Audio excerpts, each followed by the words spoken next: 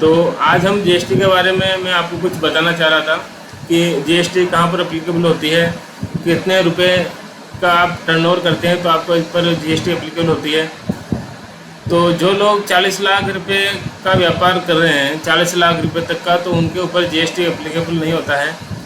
हाँ, अगर वो बाहर माल भेजते हैं, इंपोर्ट करते हैं, एक्सपोर्ट करते हैं, एक राज्य से दूसरे राज्य में माल को भेजते हैं, तो उनको जीएसटी का रजिस्ट्रेशन कराना ज़रूरी होता है, कंपलसरी है। और अगर आप सबसे पहले क्या क्या डॉक्यूमेंट आपको रिक्वायरमेंट होगी वो मैं आपको बताने वाला हूँ। सबसे पहले आपको जीएसटी के अंदर कुछ महत्वपूर्ण चीज़ें हैं, जैसे कि आपका जो कंपलसरी डॉक्यूमेंट वगैरह हैं, वो सबसे पहले आपको चाहिए अपना पैन कार्ड, अपना एक आधार कार्ड।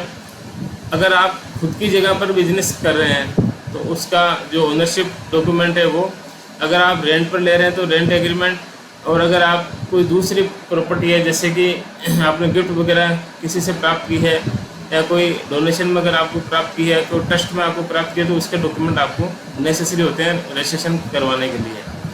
इसके बाद में अगर आगे हम बढ़ते हैं तो उसके लिए क्या क्या प्रोसीजर वगैरह होगा, रजिस्ट्रेशन किस प्रकार से होगा, तो चलिए मैं आपको स्टेप बाय स्टेप बताता हूँ कि इसमें किस प्रकार से रजिस्ट्रेशन किया जाएगा जीएसटी के अंदर। तो सबसे पहले हमें जीएसटी पोर्टल पर चलना होगा। आपको GST.login पर आपको लॉगिन करना पड़ेगा सबसे पहले। तो मैं यहाँ पर लॉगिन करने जा रहा हूँ GST। ये मैंने GST.gov.in पर मैंने लॉगिन कर दिया है। तो जैसे हम इसको ओपन करेंगे तो सबसे पहले आपका आएगा जीएसटी का लॉगिन अपन को करना है यहाँ पर। तो सबसे पहले आपने देखा होगा यहाँ पर कि यहाँ पर जो ये जीएसटी डिपार्टमेंट का जो स्क्रीन शो हो रही है यहाँ पर आपको दिख रही है, यहाँ पर आ रहा है रजिस्ट्रेशन और लॉगिन हम तब करेंगे जब हमारा रजिस्ट्रेशन किया हुआ होगा। तो सबसे पहले हमें इसको रजिस्टर करना होगा। रजिस्टर करने के लिए हमें यहाँ पर आना पड़ेगा सर्विस के अंदर हमें क्या करना होगा, रजिस्ट्रेशन है, पेमेंट है, यूजर सर्विस है, रिफंड है, ई-बिल सिस्टम है, ट्रैक एप्लीकेशन स्टेटस है। ट्रैक एप्लीकेशन स्टेटस में हम अपने कहाँ पर हमने जो फाइल लगाई है, कहाँ पर अपना रजिस्ट्रेशन हुआ है, कितना टाइम लगेगा, वो अपनी फाइल का हम ट्रैक कर सकते हैं कि यहाँ पर क्या क्या आगे होने वाला है। तो सबसे पहले मैं आपको बताने वाला हूँ कि रजिस्ट्रेशन किस प्रकार से होगा। रजिस्ट्रेशन करने के लिए सबसे पहले हमको न्यू रजिस्ट्रेशन, हमारे को सेकंड रजिस्ट्रेशन तो है नहीं, फर्स्ट टाइम पर रजिस्ट्रेशन कर रहे हैं, तो सबसे पहले आएगा हमारा न्यू रजिस्ट्रेशन। हम न्यू रजिस्ट्रेशन पर हम क्लिक करेंगे यहाँ पर। तो सबसे पहले हमारे यहाँ पर पूछा जाएगा कि न्यू रजिस्ट्रेशन है या temporary reference number, TRN number है क्या आपके पास। अब TRN नंबर तो अपने पास में है नहीं, क्योंकि हम फर्स्ट टाइम यहाँ पर रजिस्ट्रेशन यहाँ पर कर रहे हैं। तो हमें यहाँ पर सेलेक्ट करना है आई एम इन। अब यहाँ पर आएगा कि हम टैक्स पेयर हैं, टैक्स डिडक्टर हैं, कलेक्टर हैं, GST प्रैक्टिशनर हैं, कौन है। तो यहाँ पर पूरे ऑप्शन आ रहे हैं। तो हम यहाँ पर सेलेक्ट करेंगे हम टैक्स पेयर हैं, कि हमें अपना जो हम GST का रजिस्ट्रेशन कर रहे हैं उसके लिए यहाँ पर हमको करना होगा आई एम टैक्स पेयर। अब यहाँ पर आएगा, ये पूछेगा कौन से स्टेट से या कौन से राज्य से आप आते हैं। तो इसके बाद में हमें, जैसे मैं राजस्थान स्टेट से आता हूँ तो मैं यहाँ पर राजस्थान से यहाँ पर सिलेक्ट करूँगा। अगर कोई हमारा स्टूडेंट है वगैरह है वो पंजाब से आता है पंजाब करेगा, उड़ीसा आता है उड़ीसा, नागालैंड तो नागालैंड। तो यहाँ पर पूरे जो हमारे राज्य हैं, जितने भी स्टेट हैं हमारे यहाँ पर हैं, उनकी पूरी डिटेल यहाँ पर दी हुई है। तो हम सबसे पहले राजस्थान से बिलोंग करते हैं, तो हमें राजस्थान को यहाँ पर क्लिक करेंगे। इसके बाद आता है डिस्ट्रिक्ट आपका कौन सा है। अब जैसे हमने राजस्थान लिया तो ये ऑटोमेटिक ले लेगा कि भाई राजस्थान में कितने ज़िले हैं, पूरी यहाँ पर डिटेल आ गई।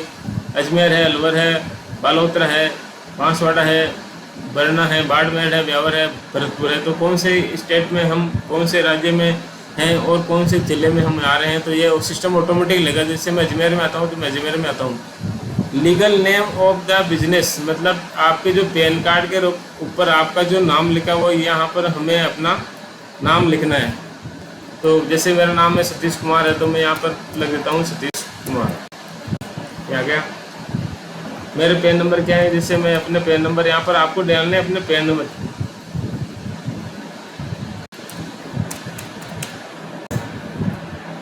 आपका एड्रेस क्या है, तो मैंने अपना एड्रेस दे दिया, CA सतीश कुमार।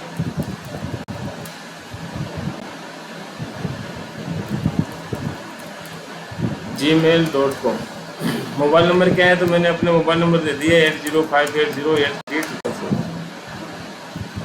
आपको ध्यान रखना है जो भी आप डिटेल अपने दे रहे हो वो वैलिड डिटेल होनी चाहिए, किसी प्रकार की उसमें कोई मिस्टेक वगैरह नहीं होनी चाहिए। अब जो भी ये फिगर दे रहे हैं जैसे मैं इसको इसमें डाल देता हूँ। अब मेरे पास में OTP जाएगा, मेरे मोबाइल नंबर पर भी गया है, मेरी ईमेल आईडी पर ही गया है। तो जैसे ही मैं अपने मोबाइल को चेक करता हूँ कि कितने पर क्या गया है, तो ये मेरे मोबाइल नंबर पर जो OTP आया है वो आया है 151899, ये मैंने डाल दिया। अब मैं अपनी ईमेल आईडी चेक करूँगा, ईमेल आईडी पर क्या गया है। मैं जैसे चेक कर रहा हूँ उसको, तो यहाँ पर आया है मेरा 706899। तो ये प्रोसीड्स, यहाँ पर दोनों अपने OTP डाल दिए, प्रोसीड हो जाएगा। ये सिर्फ 10% काम ही हुआ है अभी अपना। ये सिर्फ हमने रजिस्ट्रेशन किया है, GST नंबर लेने के लिए सिर्फ अपनी डिटेल डाली है। आगे पूरा फार्म फिलअप किया जाएगा, इसमें 4 से 5 स्टेप आएंगे, तो वो स्टेप अलग अलग इसमें डालने पड़ेंगे। तो मैं जैसे ही करता हूँ proceeds, you have successful part of A registration process, your temporary reference number is this number, ये अपन आगे हैं। तो ये जो हमने अभी काम किया है GST के ऊपर, ये सिर्फ 10% ही काम हमने किया है।